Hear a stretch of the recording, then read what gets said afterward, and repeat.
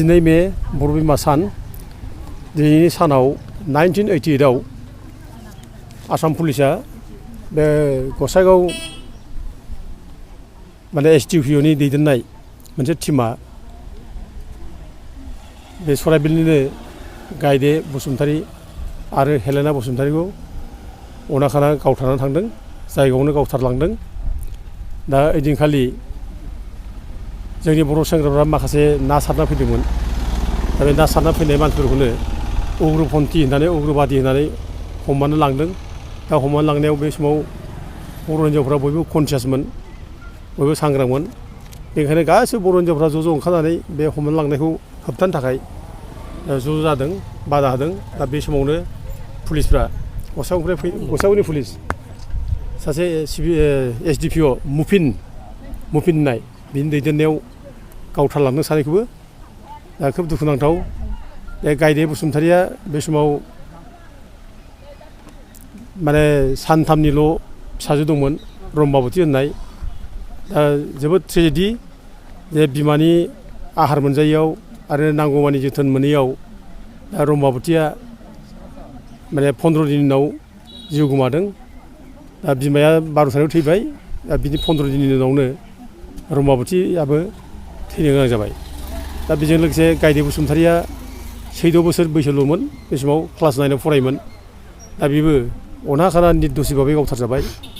दुखुनांथाव जे सासे निरिह मानसि, सिख्लासा, लेखा फरायफुनाय, जेबो दाय गैया, जेबो माने गाज्रि खामानि मावनो रोङा, बिसोरखौ पुलिसा गावथारनानै थांनाया बेनिफ्राय देरसिन आरो क्राइम जेबो जायाखै। आरो बे सिरियास भायलेसन अफ हिउमेन राइट्स बे जादों।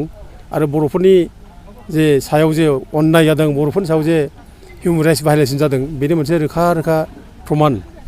दा जोंनि बड'फा उपेन्द्र ब्रह्मनि दैदेननाय आलादा बड'लेण्ड रायजोनि सोमावसारनायखौ बोरै क्रास खालामनो हायो, बोरै सिफायनो हायो, बोरै फोजोबस्रांनो हायो, बिदिनो मोनसे राहा हिसाबै आसाम पुलिसा बै समाव SB सरकारनि दैदेननायाव जाय जेरै बर'फोरनि सायाव अयथासार खालामदों, जेरावनो थाङो बेयावनो गुलि गावबोदों, जेरावनो थाङो बेयावनो बर' आइजोफोरखौ जिनाहारि खालामबोदों। दा नैबे सराइबिलावबो बे सानै बर' आइजोखौ गावथारलांबाय। बे जोबोद मुगैथाव, निन्दा खालामथाव। जों बेखौ गोथौ रावजों दुलाराय फरायसाफोरा निन्दा खालामो। आरो दिनै जे बिमा माहारि सान हिसाबै आबोबा जे फालिबाय बे गायदे आरो हेलेनानि थैनाय सानखौ आं खोब माने गोसो गोरबोजों सिबियो, आं गोसो गोरबोजों सिमरन खालामो, गोसोखाङो।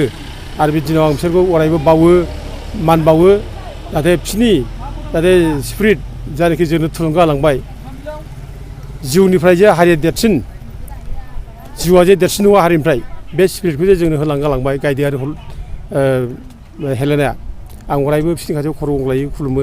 जों बिसोरनि खाथियाव अरायबो ऋणी, जाय ऋण दं बिसोरनि खाथियाव जों बिसोरनि ऋणखौ जों सुख'नो हाया मालाबाबो। मानसिया गावनि जिउ बावनाया थामसा खोथा नङा। आलादा रायजोनि थाखाय जे जिउ बावलांबाय बे गोरलै बाथ्रा नङा। दा जोंनि आन्दलनाव, जोंनि सोमावसारनायाव जे बिथांमोना जिउ बावबाय, जों अरायबो बिसोरनि खाथियाव ऋणी। दा जोंबो मोनसे समाय लायो, ओंखायनो जोंबो प्रतिज्ञा खालामो जे गायदे बसुमतारी, हेलेना बसुमतारी बायदि मानसिया जिहेतु जोंनि आन्दलनाव जिउ गारबायब्ला आरो गोबां बेबायदिनो जोंनि आन्दलनाव मुंख्लं जालांबायब्ला, भिक्टिम जाबायब्ला, जोङो बिसोरनि जिउखौ गोसोखांनानै जों अरायबो जोंनि आखल आखुआ सर्ट जानांगौ, जों सैथोबादि जानांगौ आरो जाथिनि स्पिरिटखौ लानानै, जाथिनि सेन्टिमेन्टखौ लानानै जों खामानि मावनांगौ। आं बयखौबो खावलायो। जों खुनु प्रकारै खुनु जिनिसजों जों कमप्रमाइज खालामनो नाङा। जाथिनिफ्राय देरसिन जेबो नङा। दा दिनै गायदे हेलेना बायदि मानसिया जिउ बावबाय जाब्ला जों दिनै बिसोरखौ लानानै जों मानो धेमालि खालामनो, जों मानो थगाय थसि खालामनो, मानो मिसा खोथा बुंनो। जों बिसोरखौ असनमान खालामनाय जायोना। आरो बेफोर फाप नाङो, जों फाप नांगोन।